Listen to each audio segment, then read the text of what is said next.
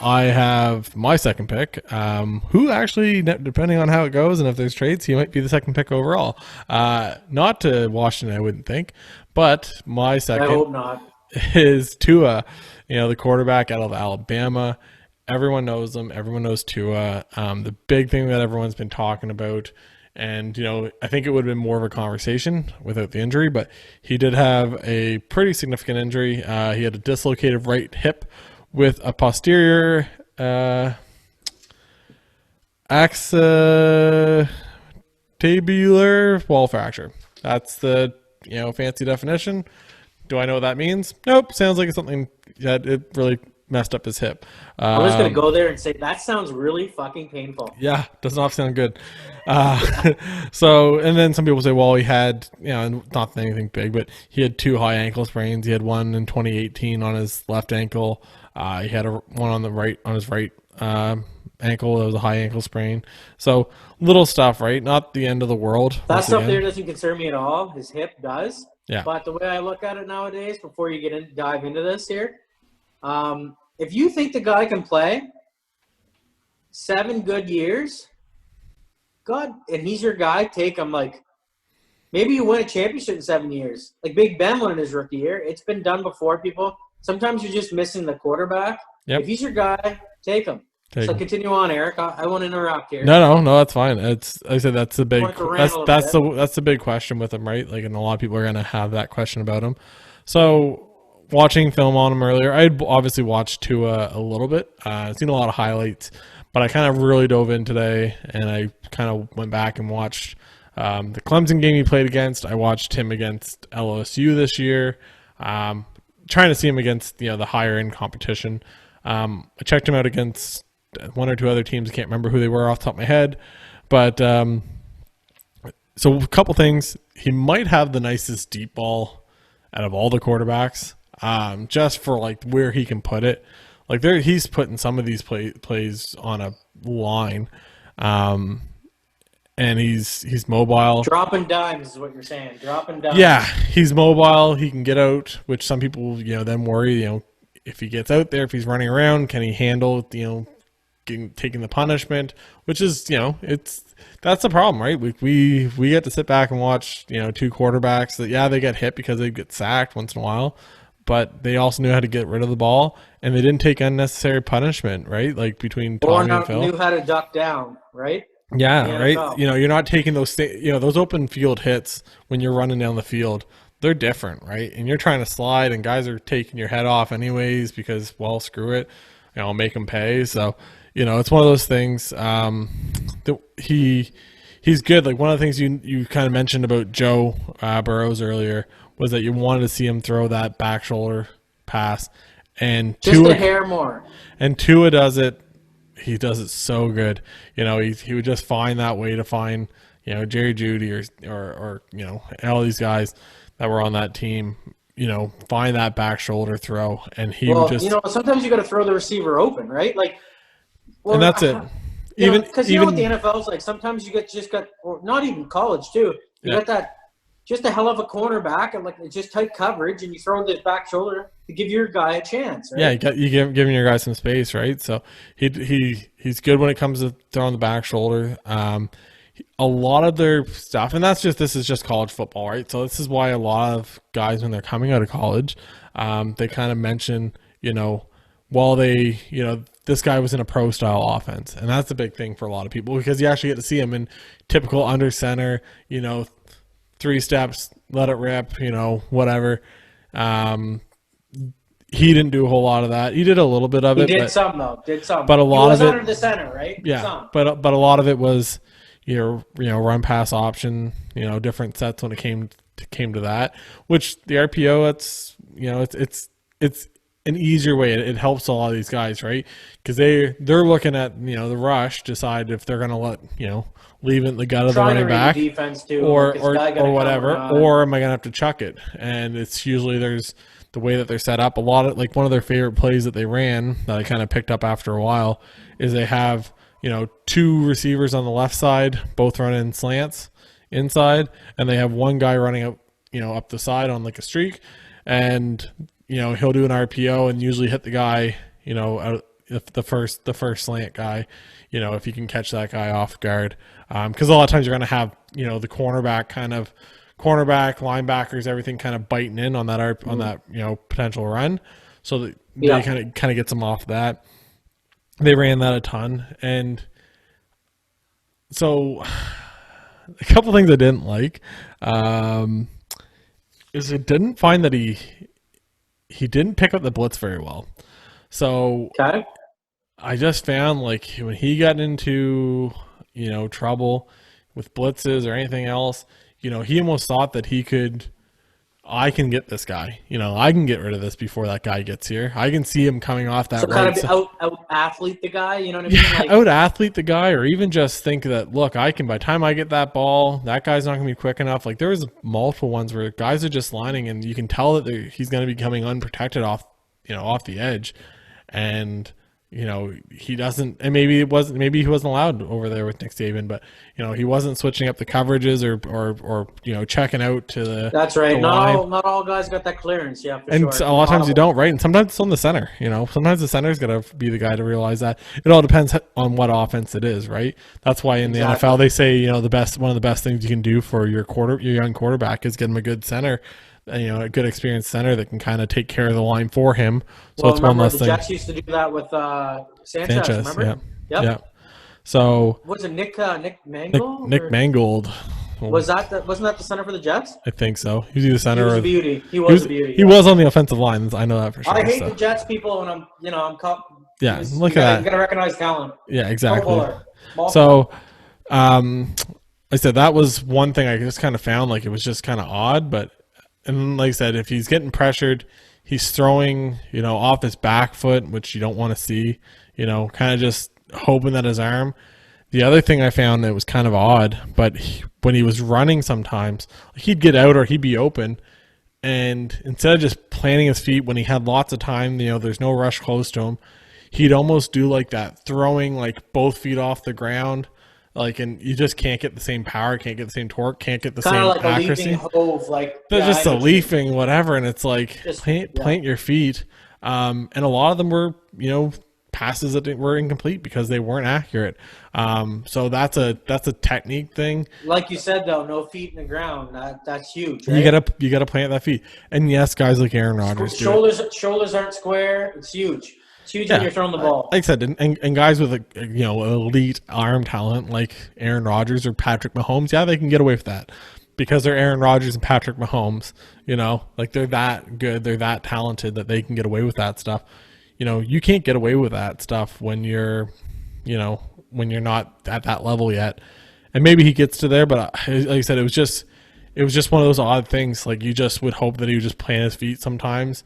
Like I say, because it would be it was just like nobody around him. He's off on the left, off on the right, and he just for whatever reason didn't plant his feet.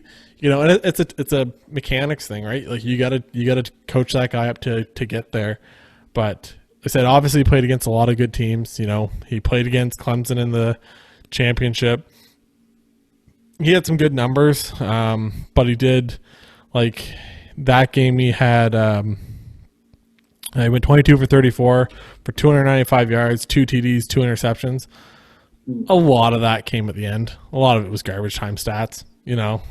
For sure. They weren't even. They were in that game at the very start, and then Clemson just rolled them. Kind of the opposite of what happened to Clemson this year, right? So, and then they played Auburn. He played Auburn. It was terrible against Georgia, not Auburn.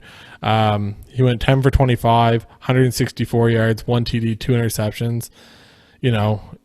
Not what you want to see. And then against LSU. So he played LSU. That's why, with Georgia, that's why I brought up with Burrows that he torched them. Because they are above average defense. And his LSU numbers look really good. He had 418 yards, 4 TDs, 1 pick. But one of the issues on that is that he went 21 for 40. So he's, almost 50%, which isn't great. If you're missing half your throws.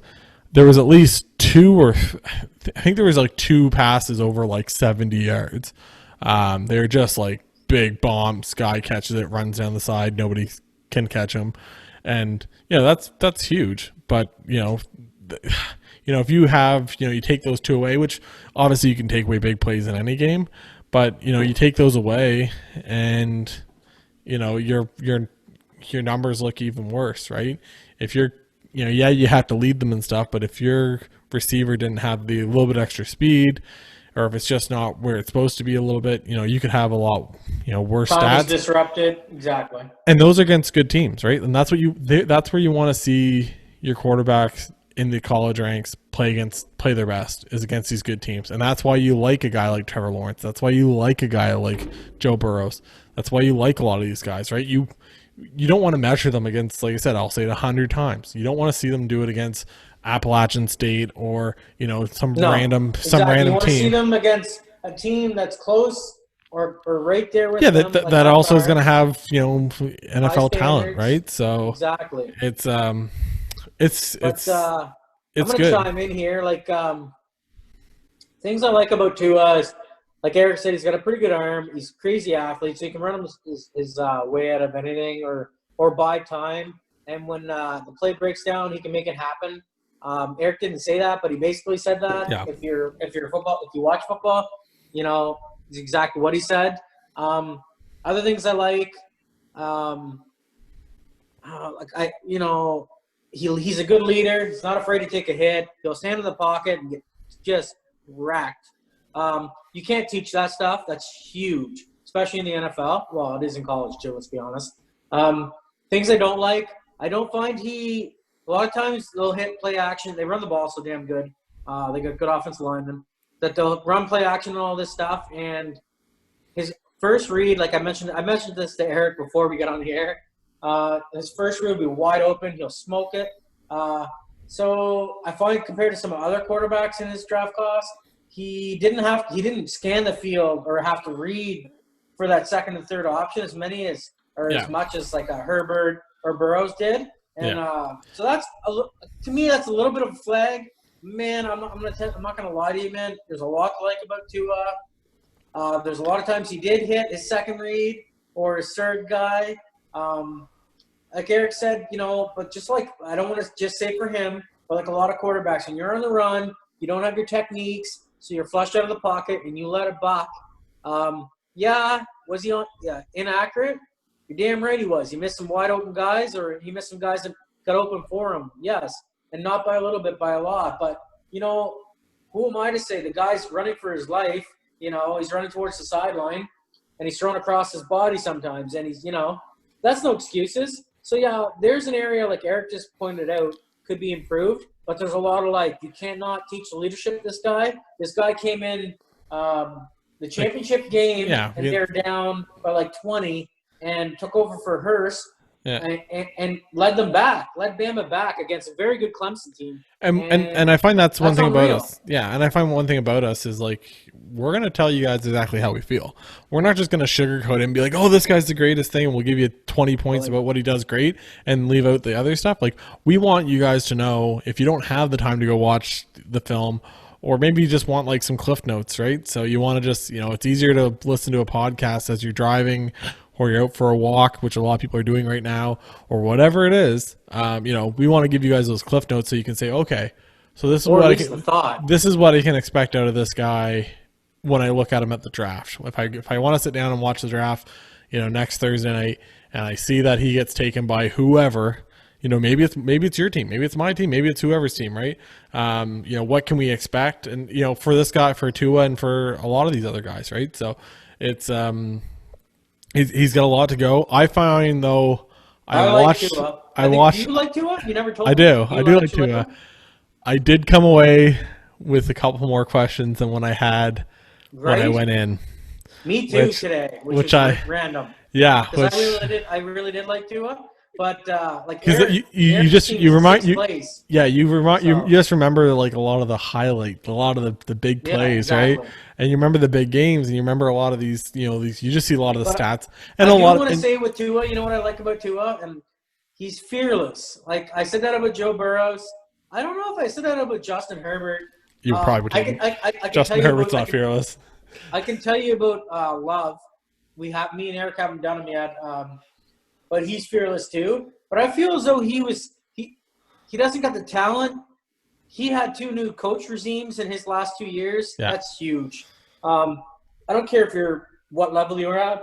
You get a coach change. That's huge. Like you're changing systems, especially in the else. college. You committed to this guy. We're running this offense, which could suit you. And then, Eric could be a running quarterback, and I could be a pocket guy. And all of a sudden, they want Eric to be the pocket guy. Like that's.